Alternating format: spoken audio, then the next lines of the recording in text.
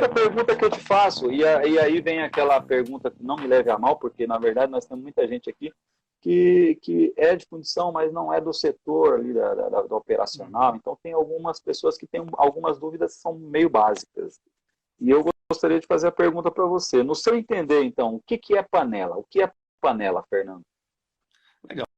Na verdade, não existe dúvida básica. O conhecimento, ele sempre está sendo recriado. Então, é uma ótima pergunta como pontapé inicial da nossa discussão técnica aqui.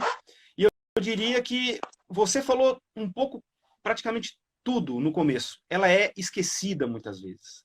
Mas a panela, que em termos simples, dá para se falar que é uma espécie de um copo de transporte em grande escala, né?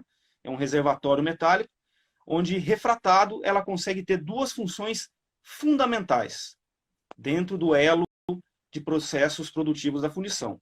Ela pode tanto levar o metal líquido do forno fusor para um forno de espera, em fundições mais integradas, de maior porte, ou no dia a dia é aquele elemento da fundição que é puramente responsável pelo vazamento. Então veja, sem a panela na sua fundição, o seu fluxo de processo fica interrompido.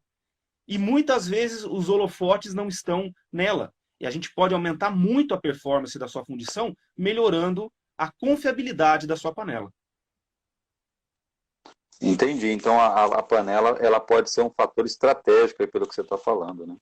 Eu vou te falar que nas grandes siderúrgicas, no setor de aciaria, a panela pode representar até 30% do rendimento total dos refratários.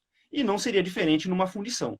Então veja que vale muito a pena a gente investir nos refratários para as panelas, com certeza, Fernando. E essa era a minha segunda pergunta para você, né? Por que usar refratário, então, nas panelas de fundição? Ok. Bom, na verdade, inicialmente se utilizava uma mistura de areias com silicato, né? Nunca se pode colocar um metal líquido, ferroso ou não ferroso, em contato direto com uma carcaça metálica. Então você precisa, obviamente, proteger o metal líquido, até por questão de pureza, né? De contaminação, tem que proteger ele da carcaça metálica. Inicialmente era areia com silicato, gerava muita contaminação, areia fundente, gera escória, inclusão metálica. Isso daí na década de 80 já mudou para as massas plásticas, que era um material muito parecido com uma massinha de modelar, claro, refratária, mas que não precisava de molde, de gabarito, nem nada, era aplicado manualmente, né? E desde esses primórdios até os materiais mais avançados, que é o que a gente vai conversar um pouco mais, sempre o intuito principal era proteger o seu metal líquido de contaminações. Essa que é a ideia principal. Entendi. Então, a ideia é proteger o metal líquido e manter com um certo grau de aquecimento ali, porque o refratário ele vai ter essas propriedades, né?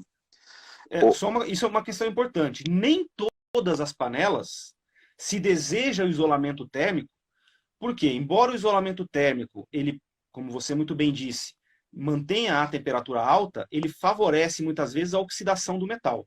Então, dependendo da função da panela e do tempo de transporte dela, os refrataristas indicam que não haja isolamento térmico para você ter um certo ponto de congelamento. Ok? Às vezes, o refratário preserva a temperatura, e outras vezes, apenas preserva a pureza do metal, realmente.